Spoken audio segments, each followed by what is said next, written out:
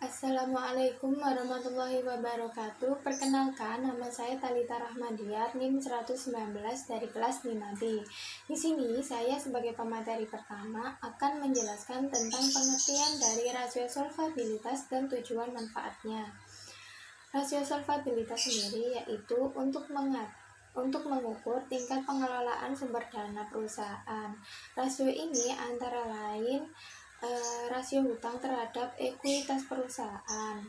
Jadi melalui rasio ini, bank dapat memutuskan apakah di masa yang akan datang perusahaan perlu atau tidak mencari investor atau pemberi hutang.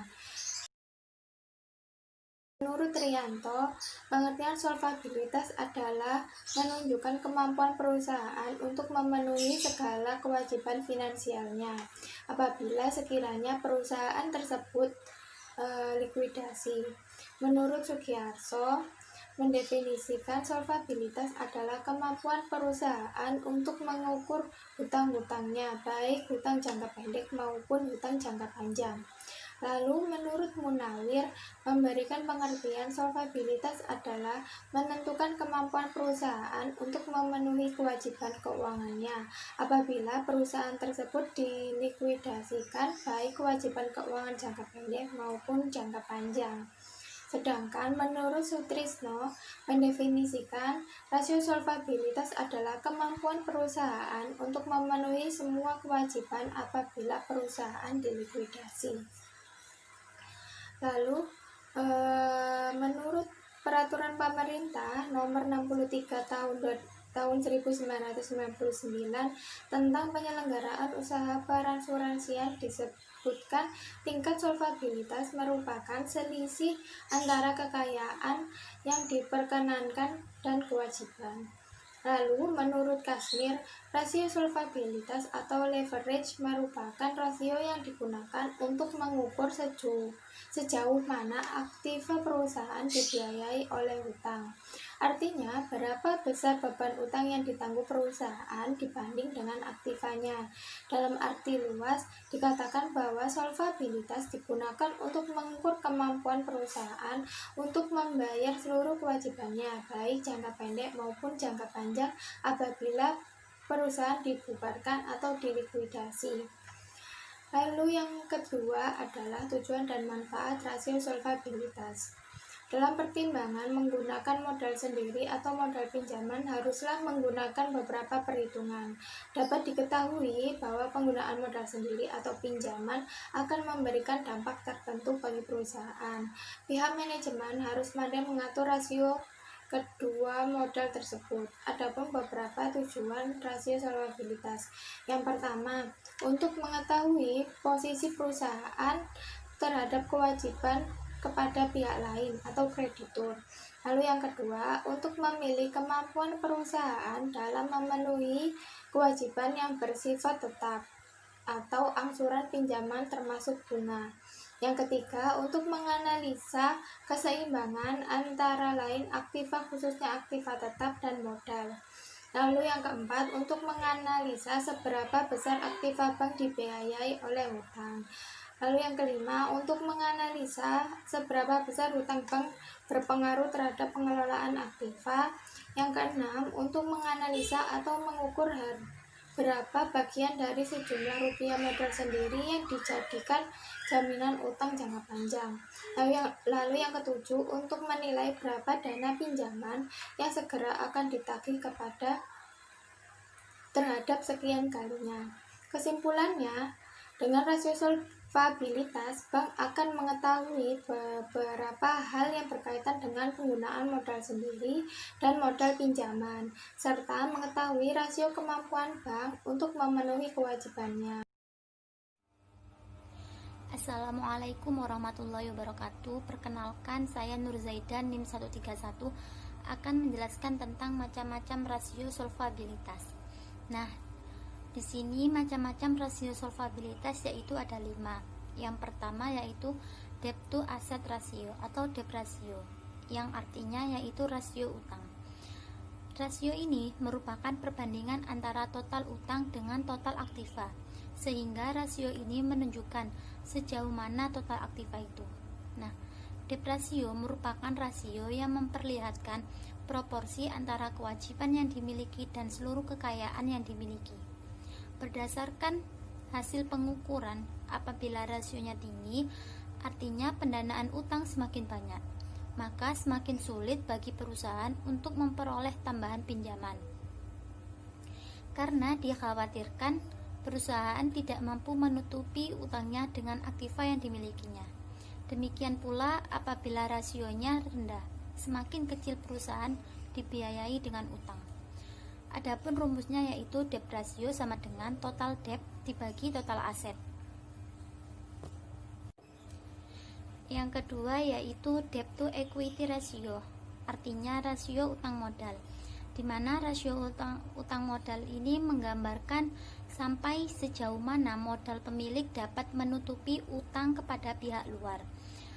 Dapat disimpulkan bahwa debt to equity ratio merupakan perbandingan antara total utang atau utang lancar dan jangka panjang dan modal yang menunjukkan kemampuan perusahaan untuk memenuhi kewajibannya dengan menggunakan modal yang ada. Semakin kecil rasio utang modal, maka semakin baik untuk keamanan pihak luar rasio terbaik. Jika jumlah modal lebih besar dari jumlah utang atau minimal sama. Adapun rumusnya yaitu debt to equity ratio sama dengan total debt dibagi total equity. Yang ketiga yaitu long term debt to equity ratio atau singkatannya LTDTER, merupakan rasio antara utang jangka panjang dengan modal sendiri. Tujuannya adalah untuk mengukur berapa bagian dari setiap rupiah modal sendiri yang dijadikan jaminan untuk jangka panjang, dengan cara membandingkan antara utang jangka panjang dengan modal sendiri yang disediakan oleh perusahaan. Adapun rumusnya yaitu LTTR sama dengan long term debt dibagi total equity. Yang keempat yaitu time interest earned, yaitu perbandingan antara laba bersih sebelum bunga dan pajak dengan beban bunga dan merupakan rasio yang mencerminkan besarnya jaminan keuangan untuk membayar bunga utang jangka panjang. Nah, apabila industri di bawah rata-rata, maka dinilai kurang baik. Hal ini menyulitkan perusahaan untuk memperoleh tambahan pinjaman di kemudian hari. Begitu pula sebaliknya, apabila industri di atas rata-rata, maka perusahaan dinilai baik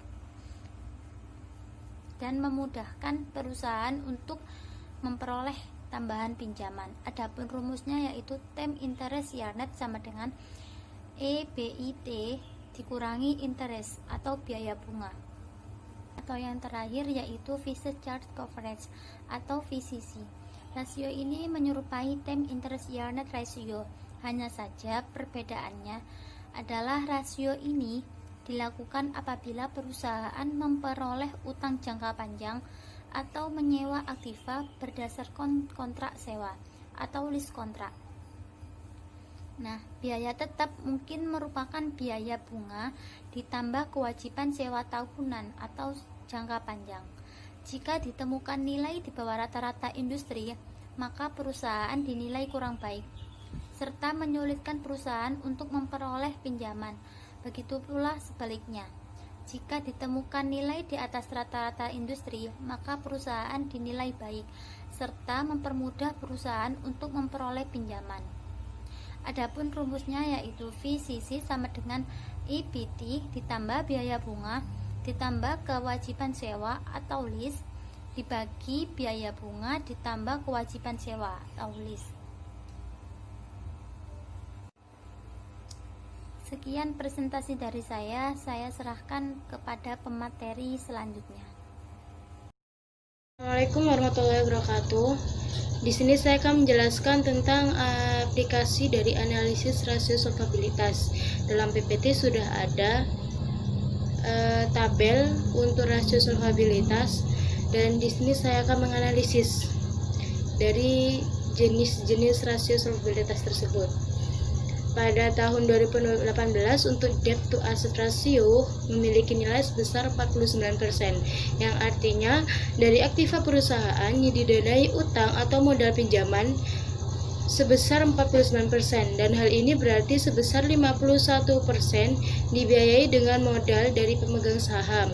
Sedangkan untuk tahun 2019 sebesar 48%, yang artinya dari aktiva perusahaan yang didanai utang atau modal pinjaman yaitu sebesar 48%, dan sebesar 52% dibiayai dengan modal dari pemegang saham jika dibandingkan dengan standar industri yang sebesar 40%. Maka dapat dikatakan kondisi perusahaan untuk tahun 2018 dan 2019 masih dikatakan kurang baik. Artinya perusahaan dibiayai dengan utang melebihi dari standar industri yang berlaku untuk debt to asset ratio. Yang selanjutnya yaitu debt to equity ratio. Pada tahun 2018, debt to equity ratio menunjukkan angka 91%, yang artinya kreditur menyediakan 91 rupiah pada tahun 2018 untuk setiap 100 rupiah yang disediakan pemegang saham. Demikian pula untuk tahun 2019 yang tidak terlalu berbeda jauh dengan 2018, yaitu sebesar 90,4%. Sedangkan industri untuk debt to equity ratio yaitu sebesar 90%. Maka perusahaan masih dianggap kurang baik karena masih berada di atas standar industri yang berlaku untuk debt to equity ratio. Yang selanjutnya yaitu long term debt to equity ratio. Pada tabel tersebut, untuk tahun 2018, LTDTER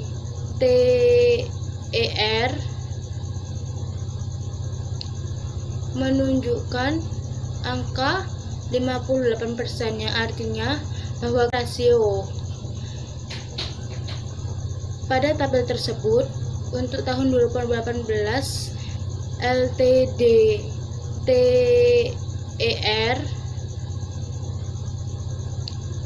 menunjukkan angka 58%, yang artinya bahwa kreditur menyediakan sebesar Rp58 pada setiap 100 rupiah yang dijaminkan untuk utang jangka panjang, dan sebesar Rp55 pada tahun 2019 untuk setiap 100 rupiah. Jika rasio rata-rata industri atau standar industri yang berlaku untuk LTDTER ini sebesar 55%, maka perusahaan masih dianggap kurang baik karena berada sama dengan standar industri pada tahun 2019. Namun pada tahun 2018 perusahaan dapat dikatakan lebih baik karena ada di atas standar industri.